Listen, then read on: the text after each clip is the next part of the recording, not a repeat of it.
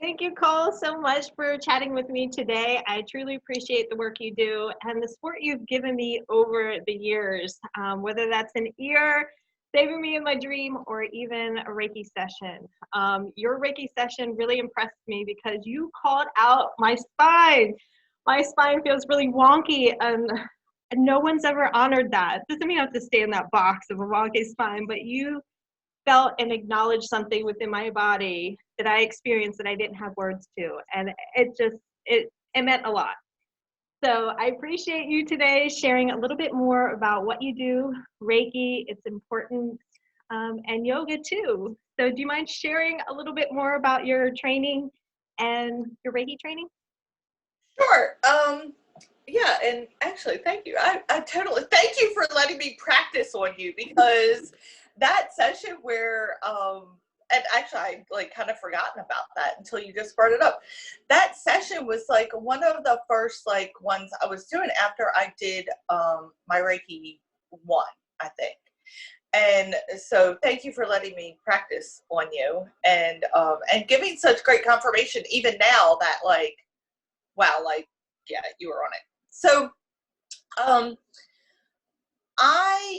so my Reiki training, my official Reiki training was, I did Reiki 1 and 2 with a friend of mine who's a Reiki master in Annapolis, Allie.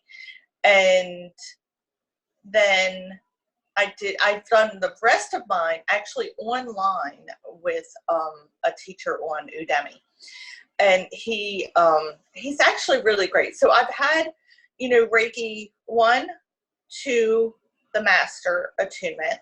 Then I've gone on and with this, his name is Nicholas something. I'll give you the link, and so you can link it in the show notes. Because I've done, let me think if I can remember them all. Rainbow Reiki, which is with the Ascended Masters. The Reiki, Lemurian Light, and Atlantis Reiki. And I've done a Buddha and Dragon Energy 1. I feel like there's another one in there too, but I can't remember right now. Well, those are some beautiful energies to be calling in and working with. And what do you mind me, because I have not trained in Reiki, what does it mean to be like Reiki attuned, or any other kind of terms that might be important that we should be aware of? No, I think that's a really great question. So I think that the first part of that is, what is Reiki? Because like you and I are discussing it, and a lot of people that have been practicing yoga or meditation for a long time would be like, oh yeah, we know what that is. But for somebody seeing this, for the first time or whatever, might be like, well, what are they talking about? Because they sound like they're from another planet, right? So Reiki. So Reiki is the name that is given to universal life force through like more of a an Asian lineage. But every culture has their own name for this same universal life. Like in yoga, we refer to it as prana. In like yin yoga, in yin yoga, in qigong, tai chi, they refer to it as qi. So in like Chinese medicine, they refer to it as qi. In Egyptian, it's like Sikhem. All of it goes back to what various cultures call something that has no name, because it exists beyond time and space, and it comes directly from source. So Reiki is just one of the many names for that universal life source, or that universal life force that animates all creatures. It animates all of the material world.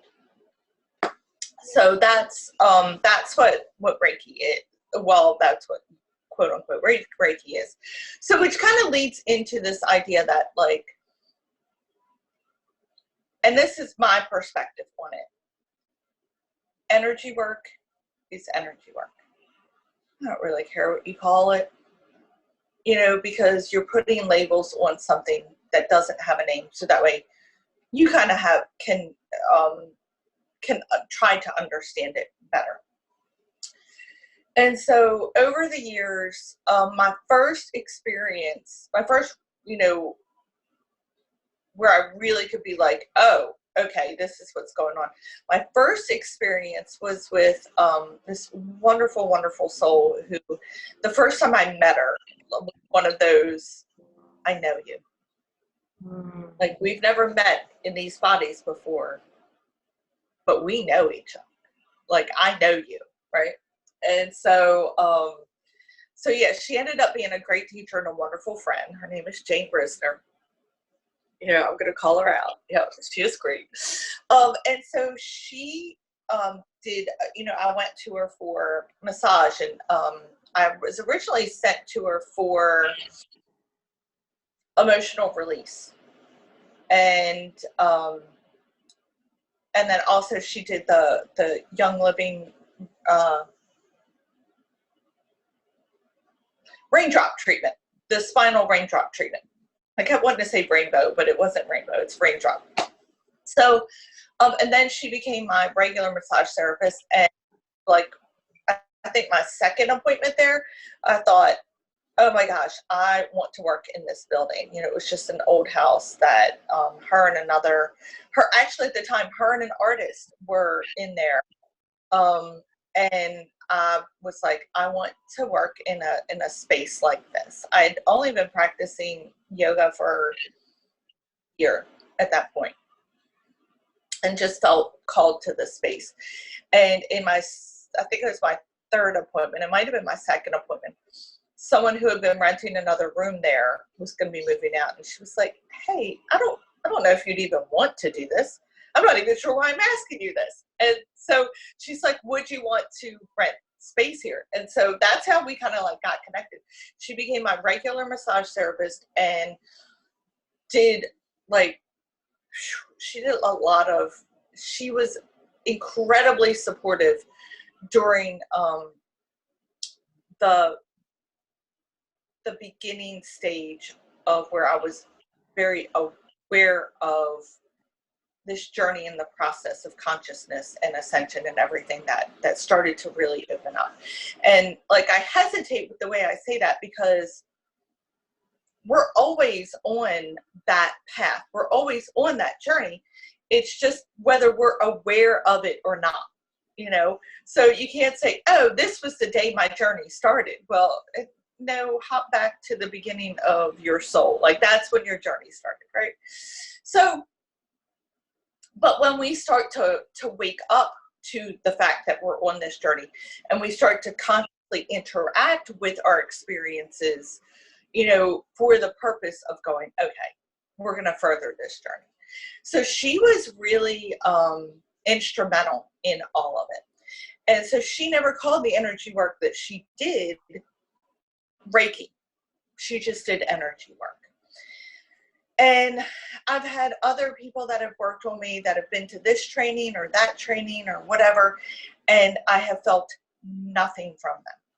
Like, not even that, like, you know, like nothing. It felt like a dead battery. And then I've been with other people that, you know, haven't been to any trainings, and I'm like, yeah. Like, as a matter of fact, we were talking about you yesterday. And so I had said that, you know, we were going to do some collaboration, and that, not Jane and I, but a customer and I were talking about you yesterday, saying we were going to do some collaborations, and that you're an intuitive card reader and whatever. And she said, does she do Reiki? And I said, well, she hasn't been to Reiki trainings. I said, and so does she like officially do? I was like, no. I was like, but she has that energy. And so when she teaches and when she does readings, like, yeah, it comes through her. Because I think that's something that's important for people to understand. So Reiki practitioners don't really do anything. Like, we don't do anything. Is the truth of it, right? Our work comes in making our vessel a clear channel. Like, that's where our work comes in. So most of our hard work comes in with doing our work on the mat in meditation. You know, those years of shadow work that we have to do in order to make our vessels clear and a higher vibration. Because when we work with clients or recipients, what happens is our vessels are able to hold a higher vibration of energy. And then we're like a transformer for that energy. So if you think about it, like with electricity and different grids, you have like the big power plant, which would be like source energy. Then you have the lines that come out, and then they go into transformers to step that energy down so that way it can be received and not blow out the receptacle, you know? And so that's our job, is to be a transformer. So we don't actually take energy and push it out and into somebody. We stand there as an open vessel, and when they are ready to receive it, they will draw it from us. Or not from us. From is not the right word. They will draw it through us.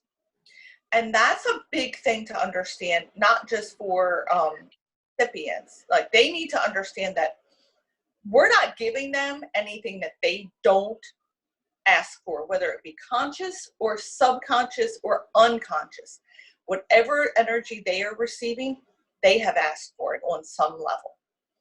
For our energy practitioner, what they need to understand is that you're not doing it. You don't let them draw from you.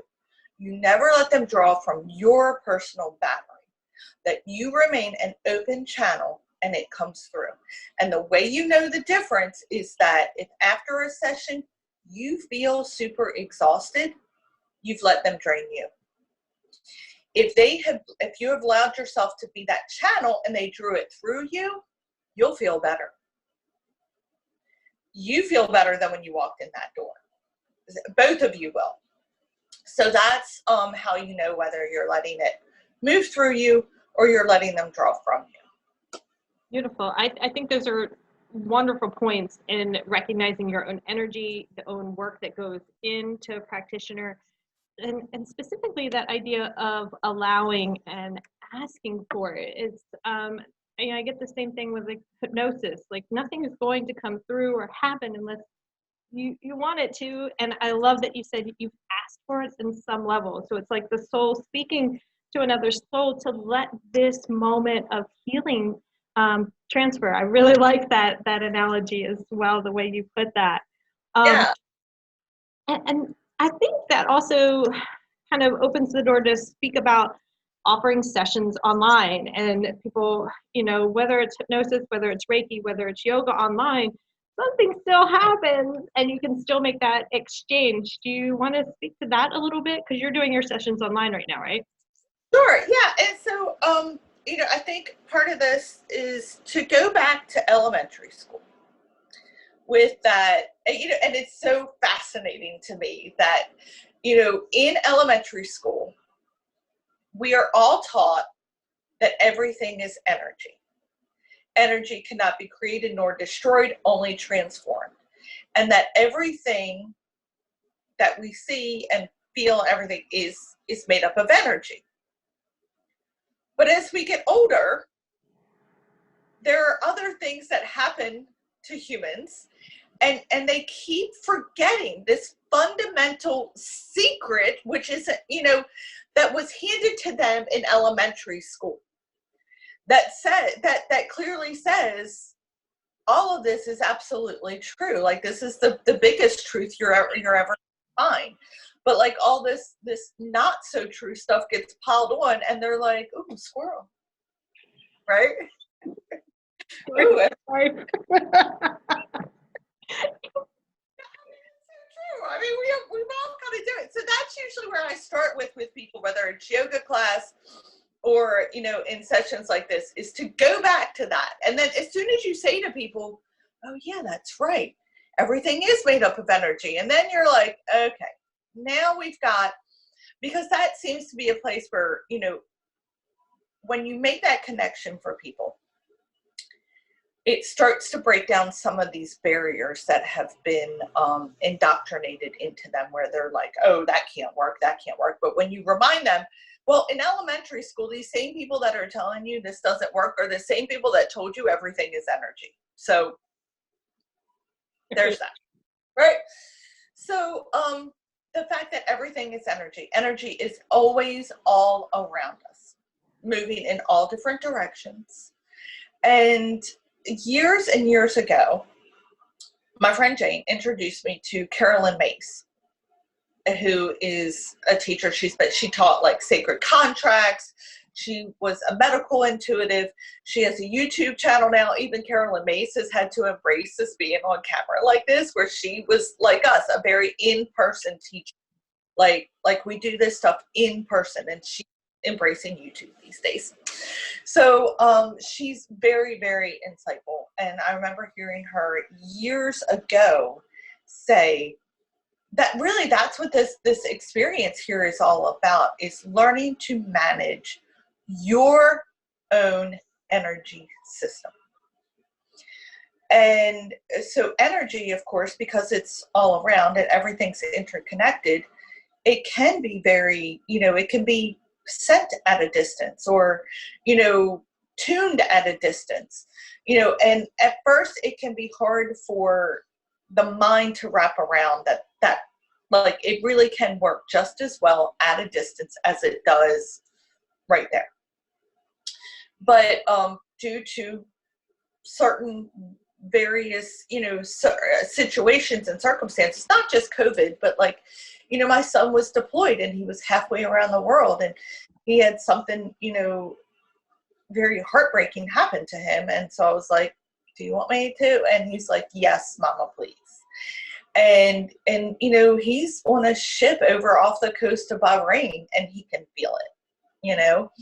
And I've had some students who we just set a time and we do it. And they've said, you know, and afterwards I'm like, okay, blah, blah. And they're like, wait, I thought we already started. I'm like, yeah, we're finished. And they were like, oh, okay, good. Because like, I felt like you were there with me.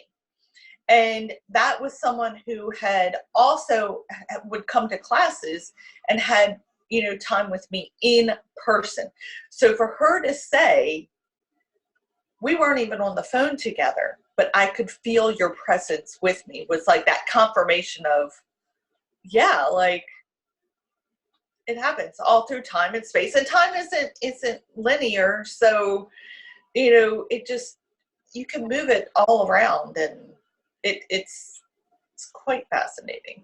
It's awesome. And it's good you're recognizing like time, we've constructed time, we create maps, like, and so our brains are fixed on this 3D plane of what is or isn't or what is capable. And now we have Right. this opportunity with this shift in the clearing age to expand that and really dive into the matrix, look up, feel in, and how beautiful it is to have someone hold space for you when you are, I mean, you can sit in meditation all day, you can do your self-work, and that is necessary. It's needed. But there's also something else that happens when you are in the presence of someone who's grounded, that can hold space for you to feel yourself in a new way. It's just an incredible way to kind of release, especially if those walls are up. Right. I think that's an excellent point that you make, is that, you know, because, you know, so much of what I do, whether it's in teaching yoga or the Reiki sessions, is meant to help people remember that you've got the rubies. You don't need the ruby slippers, right? You've got the power within yourself. You've always had it. You know, you just need to remember that it's there, right? And so, and I tell people often that if I do my job well, I will teach myself right out of a job. because that's what's supposed to happen. You should not always need me. You should not always feel like you need me, that you can't do this on your own. I'm here to help you remember things that you already know, to remind you, to help you step into your own power, because I can't be with you 24/7, even though people say they hear me in their head, which I'm not sure is a great thing. I don't know. Maybe it is, maybe it's not.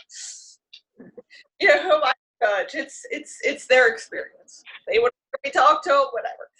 But it's, all of what I do is geared towards this, helping people remember their own power and that they have it in them. But most everyone on this planet, to some degree, has experienced trauma. And so, and I have done, which, oh, who cares? My family's never going to watch this. So my family did a really great job to prep me for the work that I did. Like, I'm just going to leave it with that. Family did a fabulous job doing what they were supposed to do to prepare me for what I was called to do. And then I've also done trauma-informed yoga training. So, and I've done a lot of self-study with that stuff, because that topic just really fascinated me. And so, how you said to have somebody be able to hold that space. So where we can be, whether it's as an intuitive card reader, a very tuned in yoga teacher, not a yoga instructor who is spitting out a script and is not really tuned into what's that can't really read the room, or like an energy work practitioner, or even a counselor or something like that, because so many people have experienced so many levels of trauma. They're also carrying the ancestral trauma, and they're tuned into the collective trauma. So there are all these different layers of trauma all around. And when you haven't started to release that stuff, your body doesn't even know how to, your nervous system doesn't know how to relax into that state of surrender, into that like Shavasana or Yoga Nidra, that deep space that exists where we heal ourselves, because our nervous system is on guard constantly. And so when you're in that hyper aware mode, that a lot of times, unfortunately, we're not even consciously aware that we're in this hyper aware mode, until somebody starts to bring it to your attention. You're so conditioned to, or so used to being in this space where you're constantly looking around. You're not, and there's so much tension in your body, and it's so the norm for you that you don't realize it's there until it's not there. Totally. And that idea of conditioning, whether it is like always preparing yourself for the safety net, however that plays out.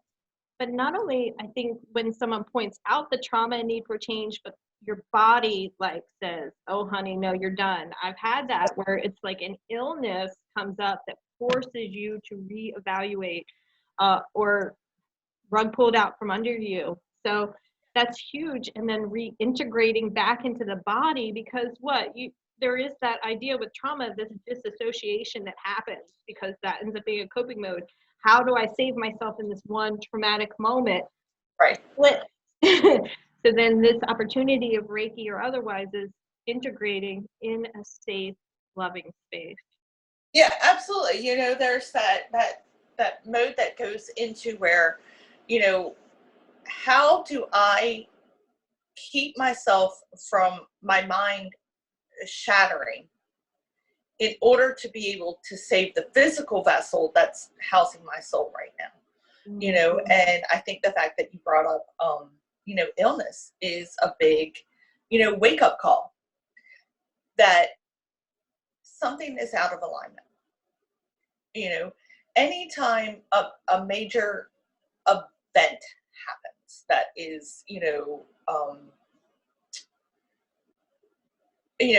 tragic, or, disaster, things like that, natural disasters, big illnesses, big breakups, all of these things are things that are meant to say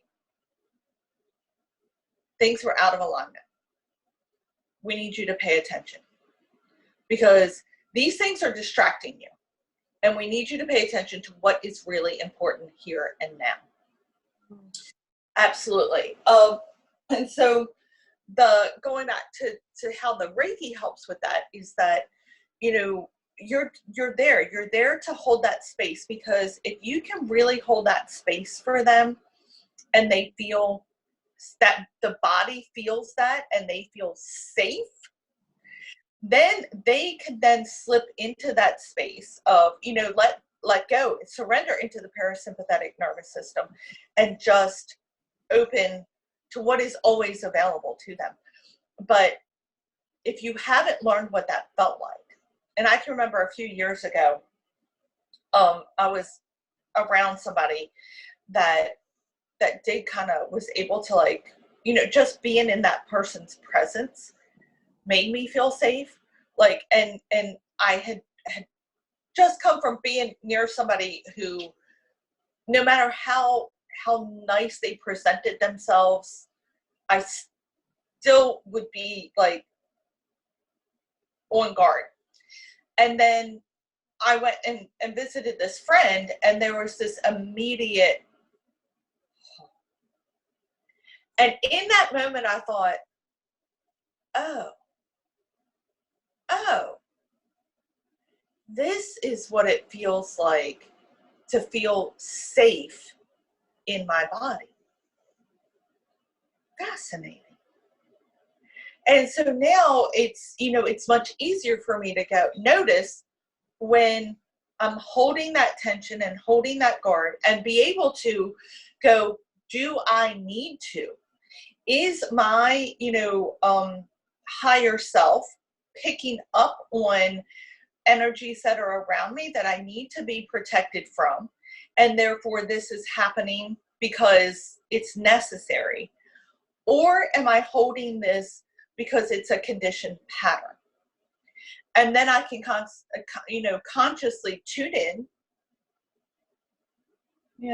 check things out energetically around me, and then soften if it's safe to soften, and if I need to stay guarded. Or now kind of one of the things that I do for my own personal thing, and this is something that other people can do, is you tune into your heart space, into that heart energy. All right. And then, so you imagine it kind of as like a sphere of energy, and then you start to expand that out. And then as you expand out that vibration, things that are not in harmony, that are not in alignment with that vibration, will naturally just kind of, and it's really fascinating, because, you could be at a store and somebody's standing closer than 6 feet, and you can, turn around and go, you need to back that up, and point to the tape on the floor now, which I'm super grateful for. You can go that route. Just saying, everybody has options. Or if you want to experiment with, I'm not judging, because perhaps I've been that person, right? Because when you've had a long, hard day, sometimes it can just be easier to go into that knee-jerk reaction of just like, look, you're on your cell phone, you're clearly invading my space, and I'm just going to point this out to everybody because I'm done with it all, right? Or if you really want to have some fun with it, you can just go, expand your bubble out, and then just watch how people will naturally take a couple steps back. They're not even really aware of why you're doing it. And by the way, this does not violate free will. Mm.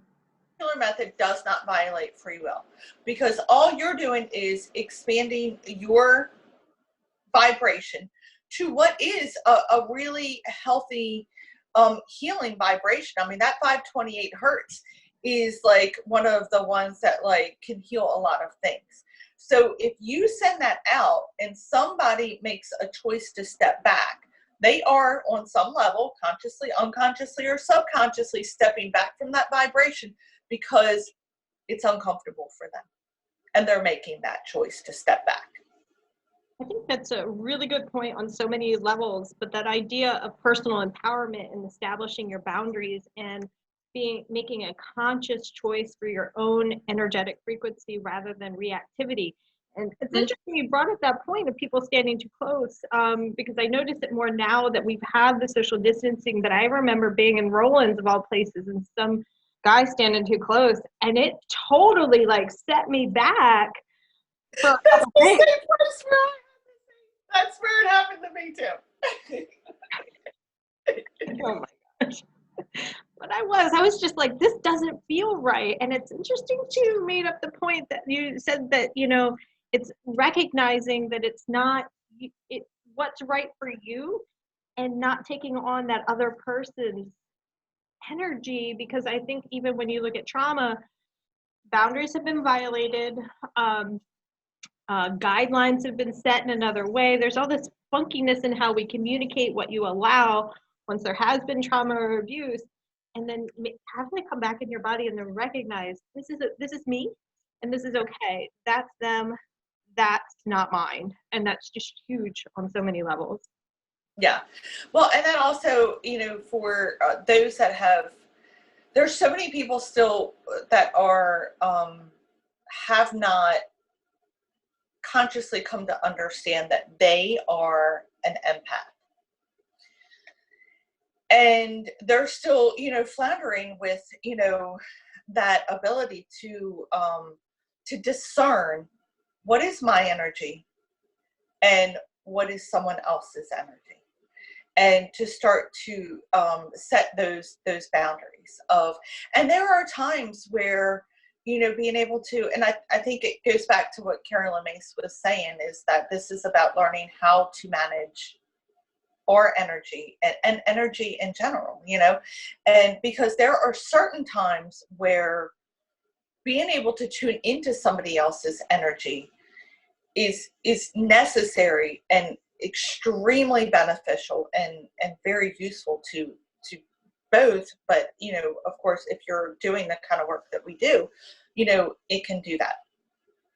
But you also have to learn to really discern not only what is yours, what is theirs, when it's crossing over and bleeding over, when it's not useful. You know, it's, and also when to not allow it, you know, when to go, okay, it's okay in this moment, how to disconnect from it, because there's, you know, and you know this, and a lot of people listening to this will know this, but a lot of people might not, you know, that there's a very big difference. Even though there's a fine line, or it seems like there's a fine line, there's a big difference between being codependent and interconnected. And the codependent has no boundaries, you know, and everything is just bleeding out all over the place.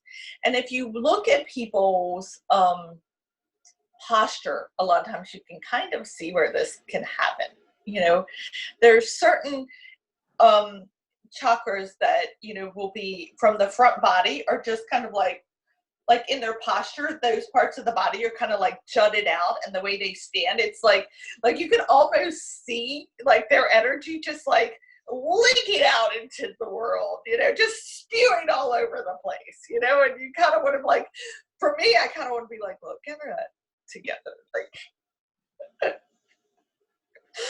if you would just gather this together, you could probably do something useful with it, right? Here, let me gather that up and give it back to you. Let me, you know, get yourself together, put a Band-Aid over it.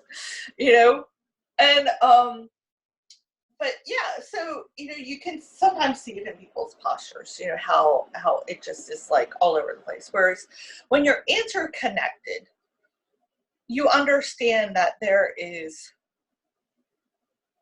God bless him, my ex-fiance from when I was very, very young. I'm going to use his little analogy thing that he used for me when we were first dating.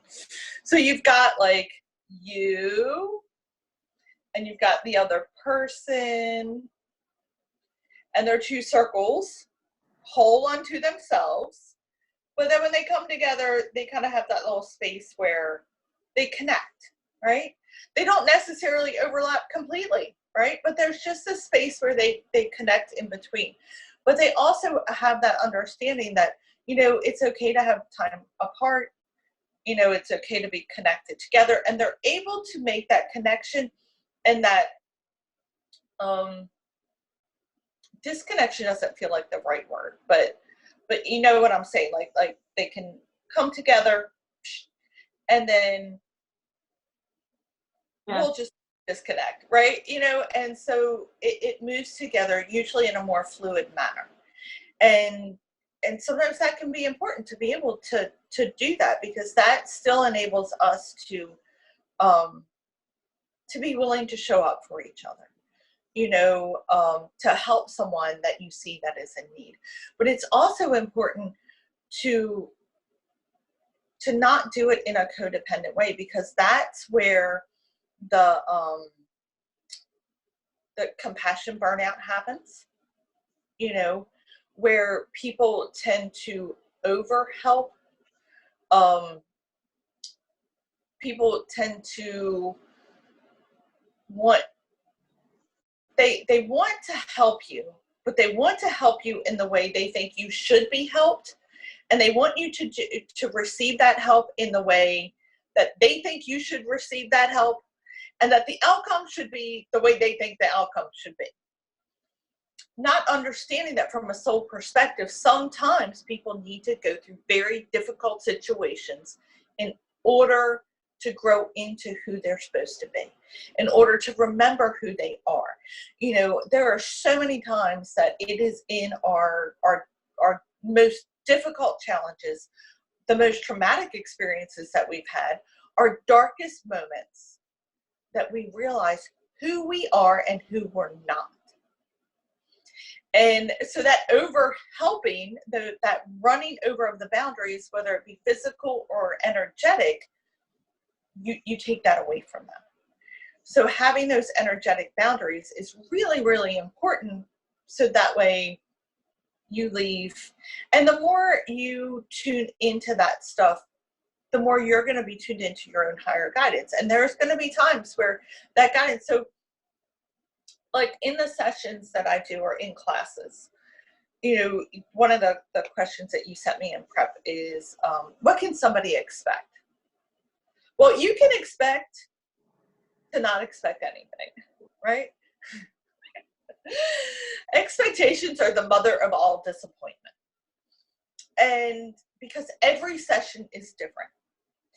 You know, all of these different quote unquote systems, whether it's Reiki, healing hands, or, you know, whatever somebody wants to call their methodology of energy work, they're guidelines that has worked for them.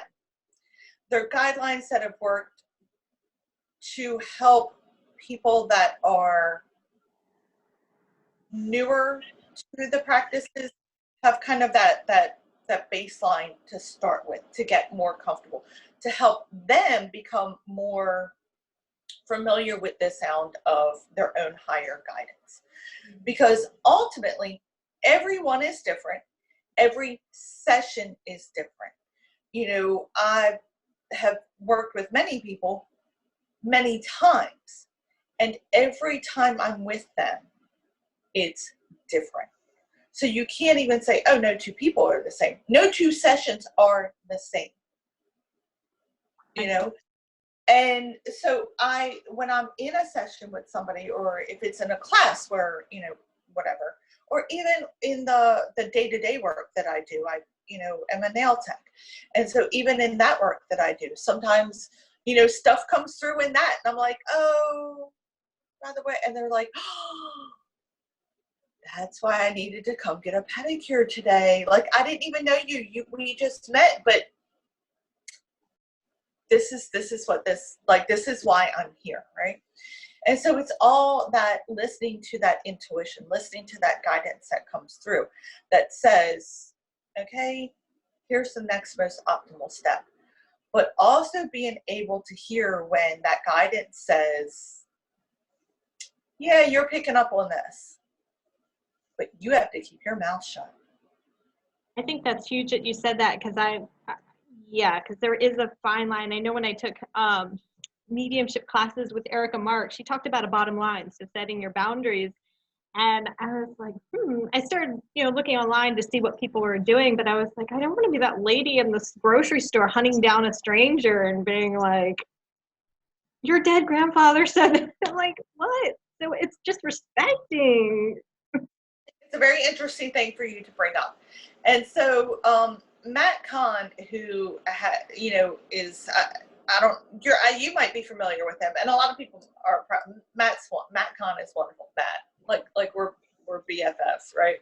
Anyway, so I have watched probably every single one of his videos, and more than once.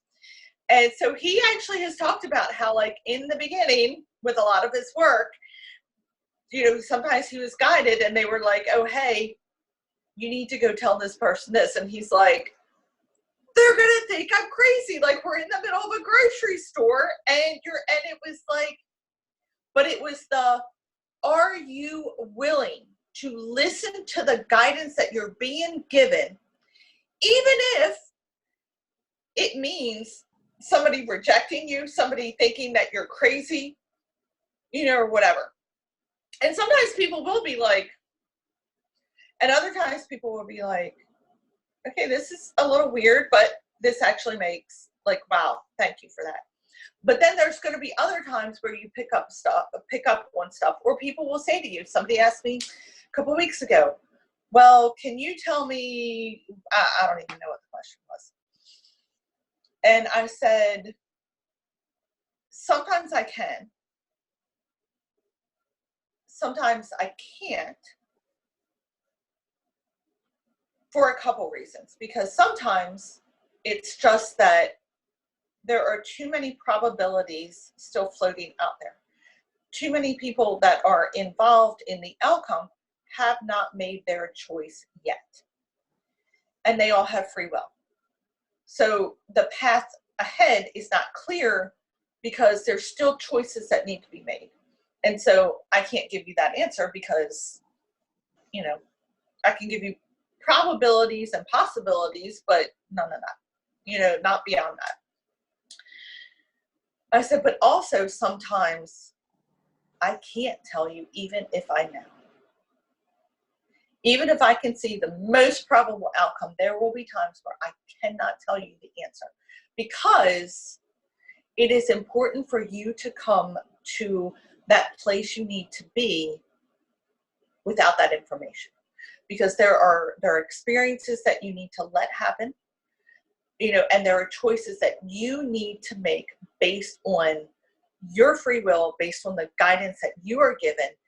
And me saying something interferes with that, and I am bound not to interfere. So there are times where we will pick up on stuff that our higher guidance says, we're going to let you know because it helps you to optimize what's happening in this session.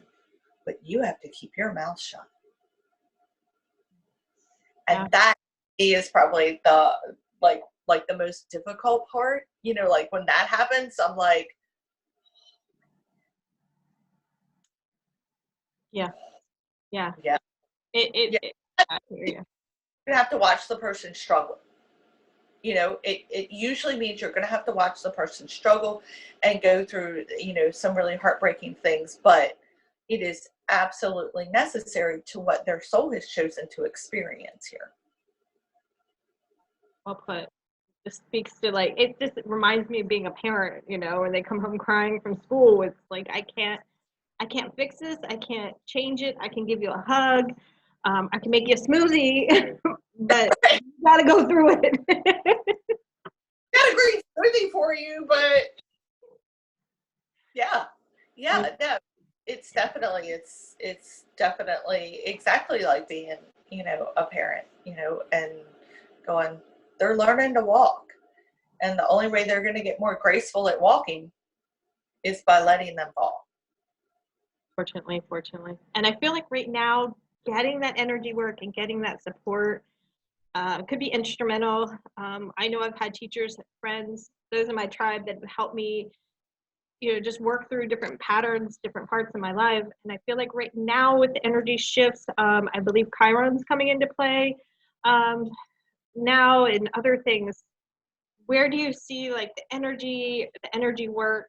Anything you want to speak to that as far as how this could be really helpful right here, right now to be reaching out for support? Yeah, I think right here, right now, energy work is probably can be extremely, extremely beneficial because so many people have been, their nervous system has been overly activated this whole year. Everybody's still, and again, so many people are in that where they are bracing, for what may or may not come next. And, when the initial lockdown happened earlier this year, it was interesting, when all of us like connected, we're like, hey, checking in.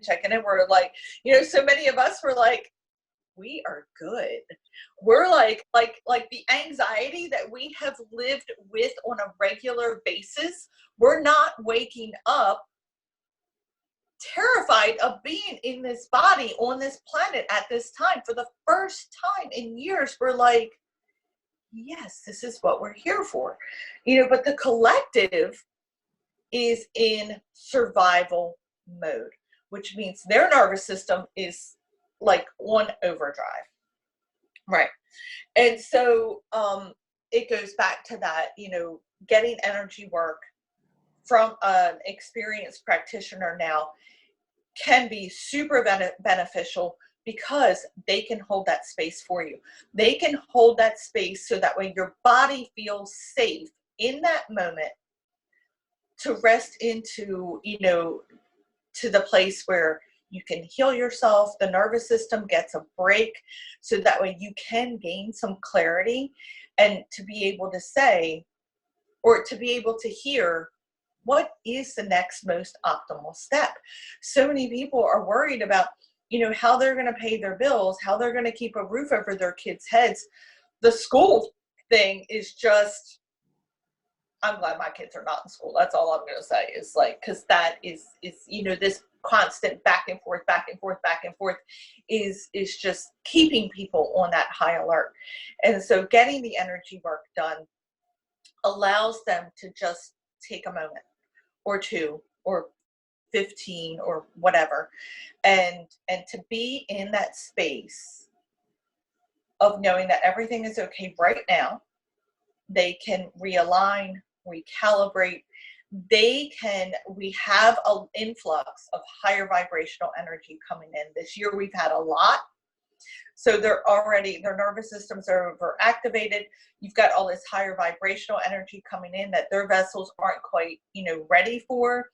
And they're struggling to integrate it because their nervous system is on high alert. We've got major more coming in as we get closer to the solstice, and major stuff coming in at the solstice.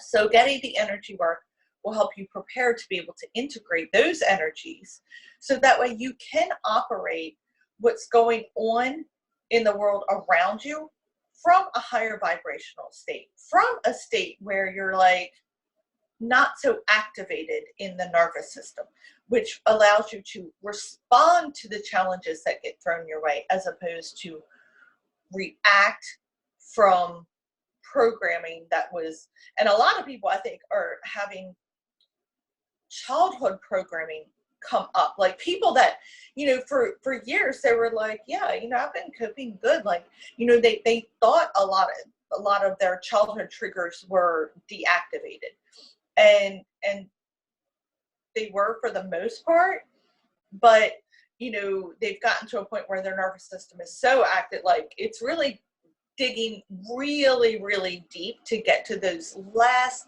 little wires and get rid of those, so that way they can just operate from, you know, oh, okay, this is happening. Okay, this is the most next optimal step. Beautiful. Yeah. Well put, well put. And it does, the whole time you were talking, I just kept thinking Control Alt Delete, how beautiful this is. And ironic that we'll be doing it all virtually. And I agree with you, a lot of things are stirring up. Right, and so much of it, you know, speaking of doing it virtually, you know, so much of this is like this energy that we work with. It's kind of like the iCloud, you know, and you know, there's information there, and you pull, you know, it goes up, it comes down, it moves all around. You know, we work with it as we need it, and then, you know, go back up. But that idea of the Control Alt Delete is really interesting. Years ago, and I am by no way, you know, an IT specialist. I am like bordering on IT challenge. We're going to go with challenge, right? So, but you know, that this, you know, that you can, like, the Control Alt Delete. You can delete a file, but until you write over that file is actually still there. And so the energy work helps where you've been deleting files, but there's some remnant of that file still there. So when you have that energy work, it helps you to rewrite over that file. You can hit the Control Alt Delete, but then that higher energy is brought in to rewrite over that file. You know, or if that file is, because not every file needs a complete Control Alt Delete. Sometimes it just needs to be updated or upgraded, or there's a one where there's supposed to be a 0 for any computer programming out there. That's all I know to computer programming, just to let you know, is that it's ones and zeros. Beyond that, I've got no understanding of it. But maybe there's a 0 where there's supposed to be a 1. And so the energy work allows you to go in and that 1 digit be changed, you know, and then saved that way.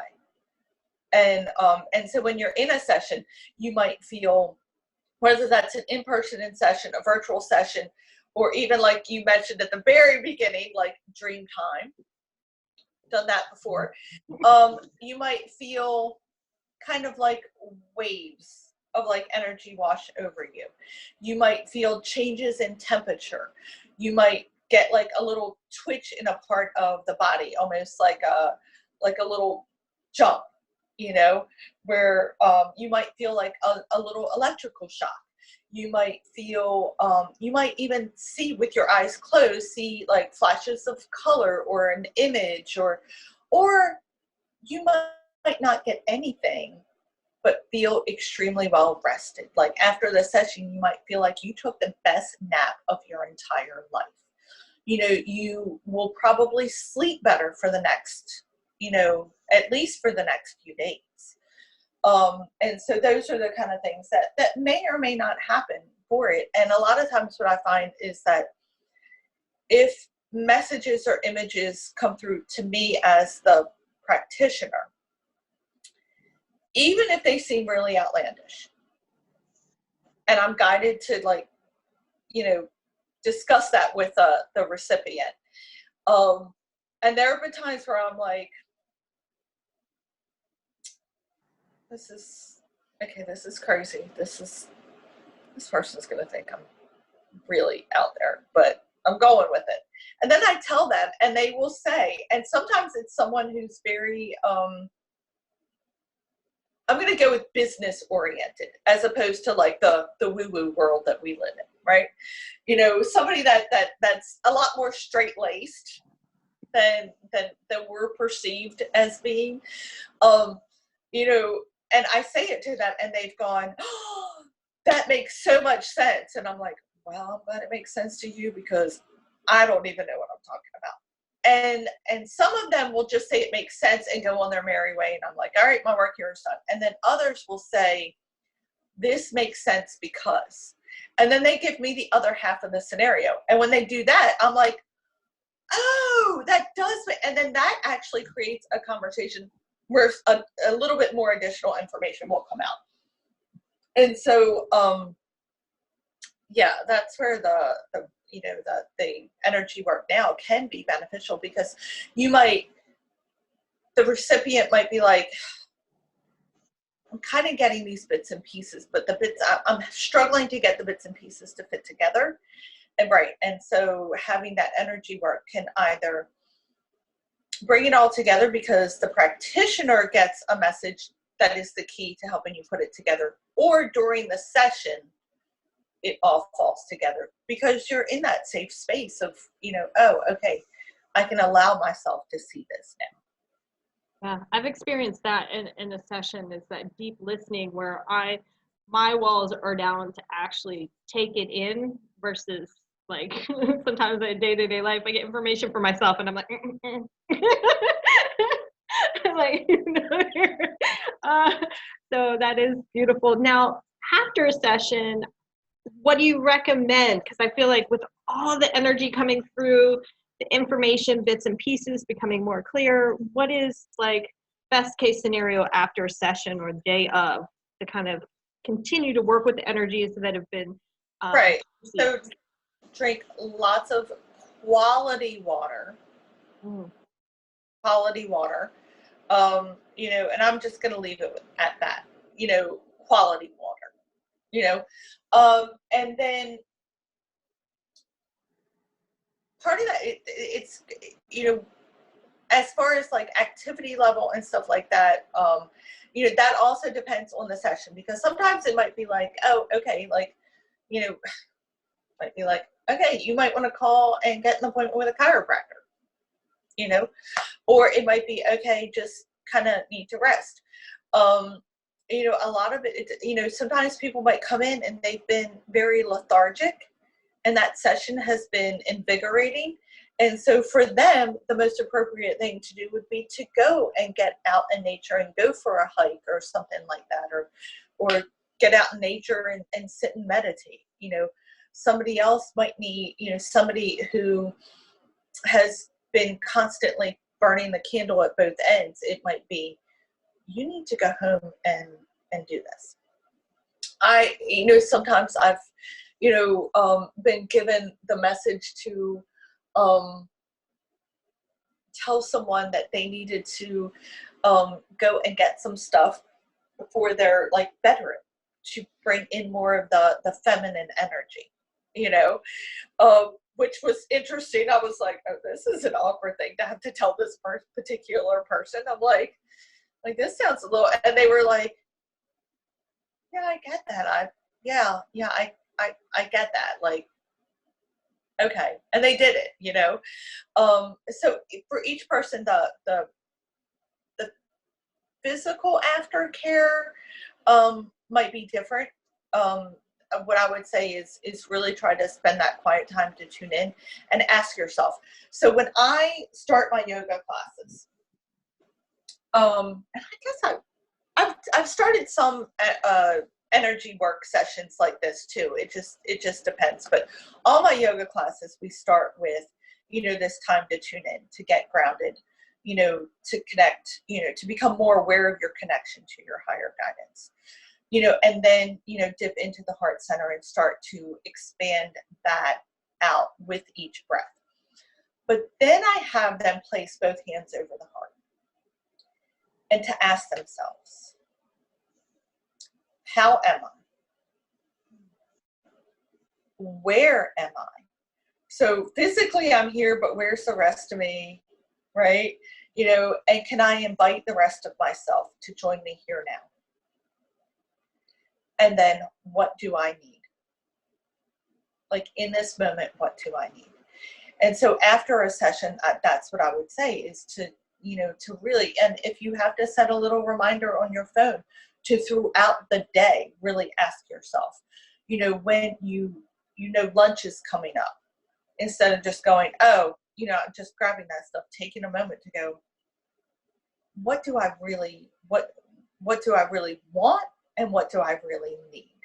You know, because maybe we're stressed and we're wanting a milkshake, but maybe your body would say, yeah, we want that milkshake. And that milkshake's going to feel good for the next 10 minutes, but this is what I really need, you know, which will give you, you know, the support for days.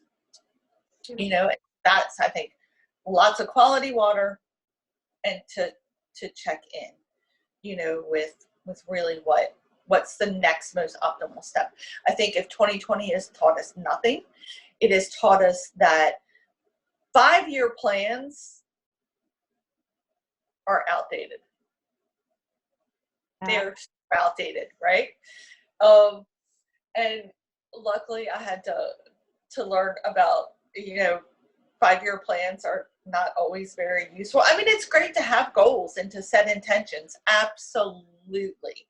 But, you know, clinging to those hard, fast things are just like, they're the old way. They're the old way of doing things. And so, retraining ourselves to go, okay, this is where we are in the moment. What's the next most optimal thing that we can do? You know? Beautiful practice of checking in and also being open. Like, okay, I have this one trajectory to go this way. I'm going to kind of move toward that direction, but this moment might redirect me, and Right. being open to receive that guidance and follow your heart and what you need. That's huge. Yeah.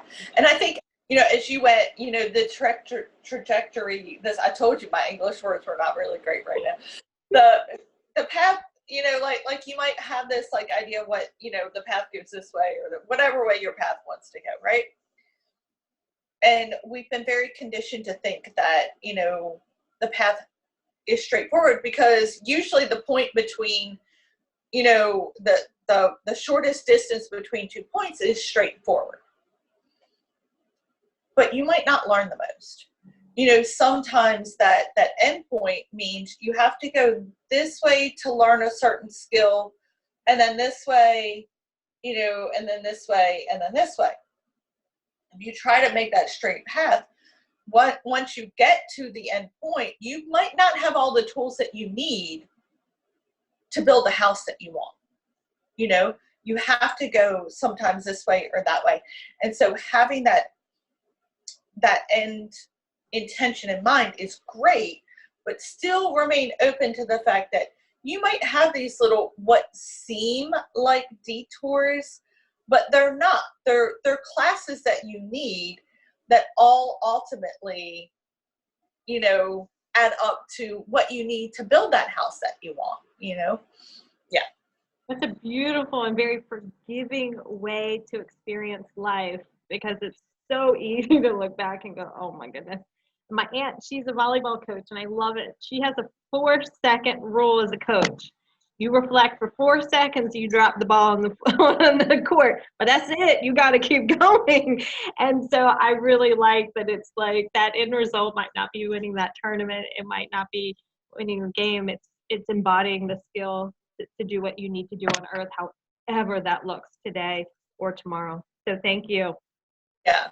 Yeah. Cause I mean, how many times have you, you know, been through something, and in that 4 seconds after, or 4 days, 4 weeks, 4 months, 4 years, you know, you kept thinking back and thinking that was such a horrible mistake. But then you meet someone and that person's really struggling, and you're able to meet them where they are, and you're able to help them process what they're going through. And then you're able to help guide them to the other side of it in a way that you would have never been able to do, or to even begin to comprehend, had you not been through the experience that you claimed was a horrible mistake. It wasn't a horrible mistake. That whole experience was so that way you could help this person that you were going to encounter later down the road, you know? Oh my gosh, man, that's the thing that keeps me going. I cannot tell a lie that I just feel like it can't be a mistake. I couldn't have done X, Y, and Z. There's a reason for it, and the people on my path, the tribe, I'm so grateful for that. Just reassure that, okay, there's a reason, and we're gonna keep going, keep Six of Swords, keep moving. Yeah, I love that meme that says, you know, you can't be old and wise unless you were young and stupid. Okay, I hear you loud and clear there. Thank you. So it's back to the self-love. It always comes back to self-love and forgiveness. And I do hope that people see this as an opportunity, whether it is you're going to be doing more classes online and, you know, offering Reiki as a way to bring in self-love. And then we have some beautiful collaborations coming up too. So I'm so grateful for that. We do excited about these collaborations. I'm really, and right, you know, this morning in one of the messages you sent me, you were like, I think, you know, the co-teaching classes are really, you know, something that is, and I am absolutely there with you. I think there's something really beautiful about co-teaching with someone. You know, I've had just a few rare opportunities to be able to do it, and to be able to co-teach with someone that you're interconnected with and that you're on that same wavelength with. And even though our you know, our lineages that we've studied with are different, how even though they may be different or they may appear different, they blend very well together.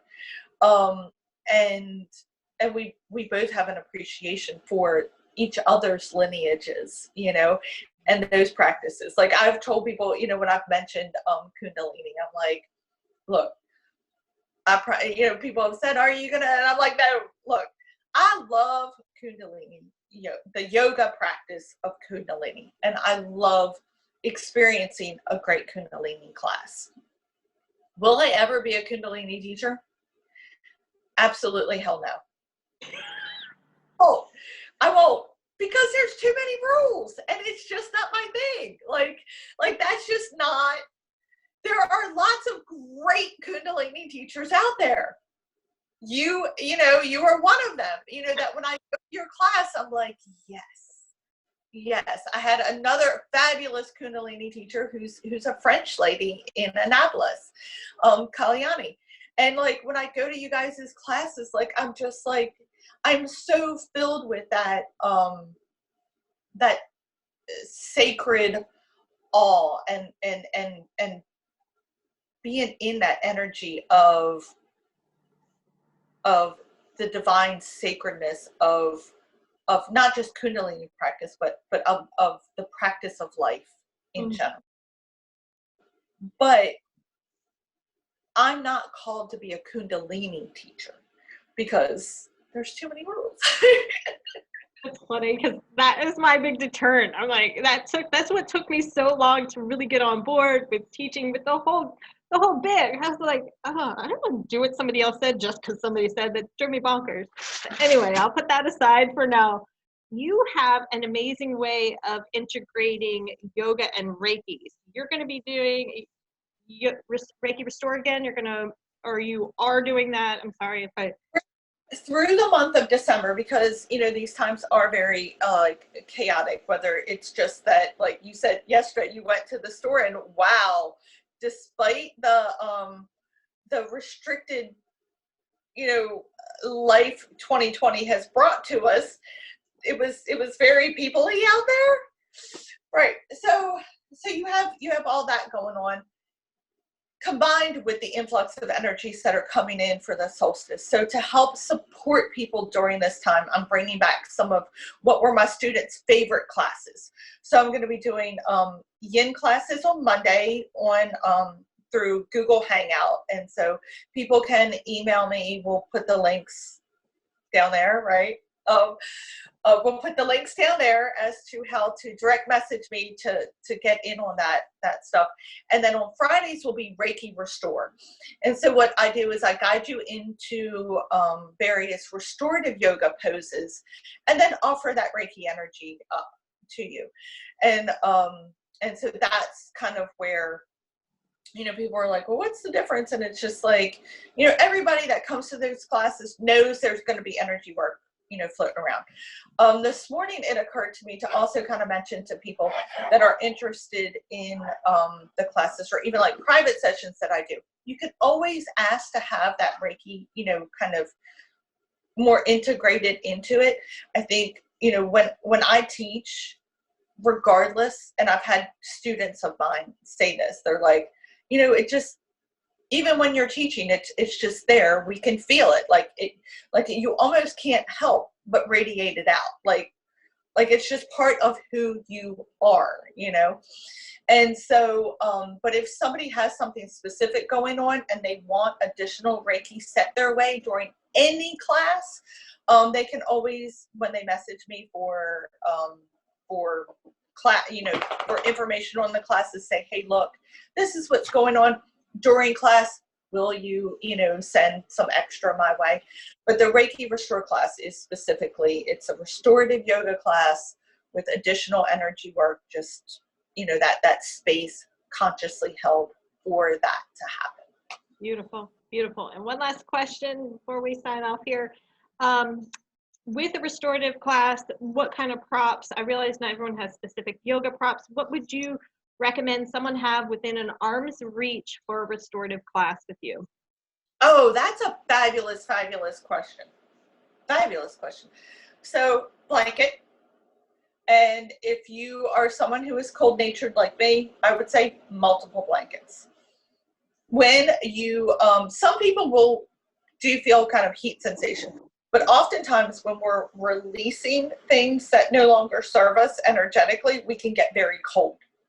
So having additional blankets by is really handy for it, because sometimes you might need them in the pose to cover up with, but especially during Shavasana, you are probably going to need that. I've been known to cover myself with 3 wool blankets for Shavasana.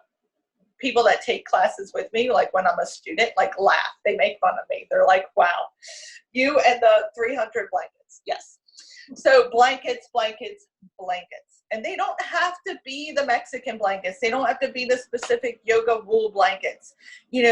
One of the things when I was teaching preschoolers, we talked about, our brains on yoga. And our brains on yoga are focused, calm, and creative. So blocks are great, but if you don't have blocks, look around for some big books or small boxes that you could use. Because sometimes, especially in a restorative practice, what you're looking for is something that can support under the legs if you're in a butterfly. For those that don't practice yoga, we'll just go with butterfly. Most people know what that looks like, or a cross-leg position. And if your hips are really tight, your knees don't relax down. So what you want is something that you can put underneath of it to help it support the legs. So it doesn't necessarily have to be a hard, heavy object. It can be something that's soft. If you have any bolsters or anything like that, that's great. If you have an extra yoga mat can be fabulous because rolled up and covered with a blanket, it can function as a bolster. People have used large cans of tomatoes, so what you want to do is kind of maybe take a moment. Straps are great, but what if you don't have yoga straps?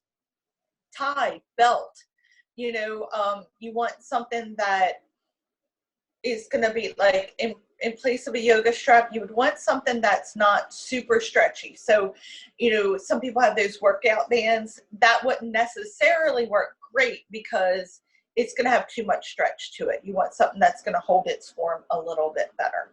But so I would say definitely blankets. And usually when I'm doing it, I will be like, okay, well, if you can't do it, if you don't have something to support you this way, don't do it. Pillows. Grab your pillows. Pillows, if you have throw pillows on your sofa, grab those. Bed pillows, or actually, I have this thing, which I don't know why, but they call them husbands. What? I didn't know that. Oh my goodness, sorry. I know. Keep my mouth shut. I am not. We'll put a pin in that, and when we're not recording, we'll discuss that. But so for those that don't know what a bed husband is, it's these things. They have these like little arms on them, this cushion here, right? Oh, I think, you know what? I already know what you're thinking. And Sorry. I'm so sorry. I'll tell you something. When I get back to the other side, I'm going to ask somebody about who was thinking what when they named that. I'm totally on that. But anyway, that cushion can actually be used for a lot of different things. You know, if you have a seated meditation cushion, you know, it doesn't have to be used just for seated meditation, you know, because they tend to be, you know, a little bit flexible in what is in them. Some of them are little beads, some of them are buckwheat hulls, beans, whatever. So you can sometimes use those to support the body in different ways. But most of the time, there's always a way to work around it. Everybody's different, and so I try to give a few options of how to. What I do is I look at what benefit we're trying to get from that shape.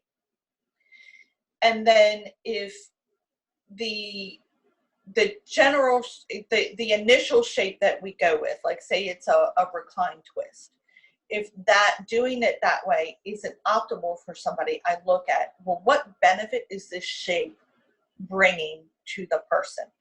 And then we look for a different way to adjust the body or to customize the body so that way they can receive the same benefit. Beautiful. Beautiful. I love it. Yeah. My session, lots of love and pure intention. All right. Creative, calm, and focused. Right. Focused, calm, and creative. And probably in that, well, maybe it would be in calm, focused, and creative, because it tends to fall in that order. Because if you can be calm, then that allows you to focus. And when you can be calm and focused, that allows you to open up to the creativity. Beautiful, beautiful. Well, thank you so much, Cole. I appreciate you. Lots of love, and we look forward to sharing some classes in the future, workshops, and keep an eye out for Cole's classes. I'll put all the information in the description box. Is that enough? Yeah. Thank you so much. Thank you, thank you, thank you.